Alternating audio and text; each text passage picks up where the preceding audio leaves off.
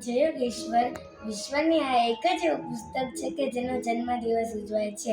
તો તમને બધાને ગીતા જયંતિની ઘણી બધી શુભકામનાઓ. ગીતા એટલે જે જીવનમાં આરંભથી ઇતિ સુધી જીવન જીવવાનો રસ્તો બતાવે છે. ગીતા એ જીવનની પથદર્શક છે. ભગવાનનું હૃદય એટલે ગીતા. ગીતા એ સંસ્કૃત ભાષામાં રચાયેલો ગ્રંથ છે, જેમાં 18 અધ્યાય અને 700 શ્લોક આવેલા છે. ગીતાજીનો સંદેશ છે કે કર્યા વગર કંઈ મળતું નથી, કરેલું ફૂગટ જતું નથી. કામ કરવાની શક્તિ તારામાં છે, કામ કરતો જા, હાક મારતો જા, મદદ તૈયાર છે. મફતનું લઈશ નહીં, નિરાશ થઈશ નહીં, લઘુગ્રહથી બાંધીશ નહીં, વિશ્વાસ ગુમાવીશ નહીં. ગીતા એમ પણ કહે છે કે જે થઈ રહ્યું છે એ સારું જ છે, જે થઈ ગયું અને જે થશે એ પણ સારું જ થશે. તમે શું લાવ્યા હતા કે જે તમારું ખોવાઈ ગયું છે કે નષ્ટ થઈ ગયું?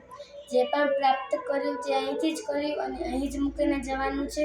આજે જે તમારું છે તે આવતીકાલે કે દિવસો કે વર્ષો પછી કોઈ બીજાનું થશે.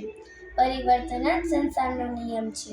દેવતાઓને પૂજનાર દેવતાઓને પામે છે, પિતૃઓને પૂજનાર પિતૃઓને પામે છે, ભૂતોને પૂજનાર ભૂતોને પામે છે, ભગવાનને પૂજનાર ભક્તોને મને જ પામે છે. આપણે જ્ઞાતિ ધર્મમાંથી આગળ જ વધતા નથી, પણ ભગવાન કહે છે કે હે પાર્થ, બધી જાતિના લોકો મારા શરણે પરમ ગતિને પામીને જ જાય છે. ખરેખર તો શ્રીમદ ભગવદ્ ગીતાનું વર્ણન કરવું કોઈનામાં સામર્થ્ય જ નથી, કારણ કે આ ઘણો રહસ્યમય ગ્રંથ છે. ગીતાજી એ ભગવાનનો શ્વાસ છે, હૃદય છે.